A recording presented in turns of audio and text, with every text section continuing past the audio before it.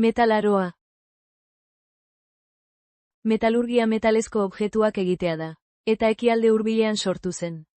Kristo aurreko 7. milurtekoaren inguruan. Hala, metalaroa hasi zen.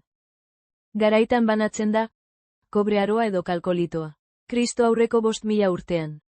Metalak, hala nola kobrea, xaflakorrak dira. Hau da, zapaldu daitezke, hautsi gabe.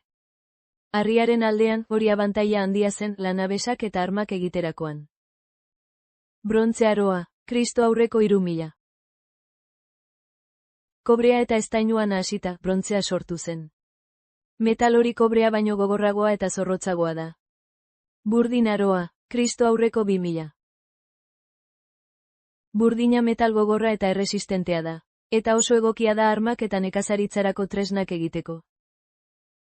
Metalurgiaren garapenarekin batera, gizarte aldaketa garrantzitsuak izan ziren. Herrixkak gotortu zituzten, eta ordena jakin baten arabera antolatzen hasi ziren.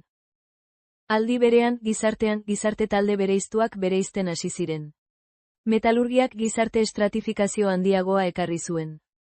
Metalak lantzea eginkizun zaila zen, eta artisau espezializatuak behar ziren horretarako. Metalgileak, bitxigileak, zeramikariak.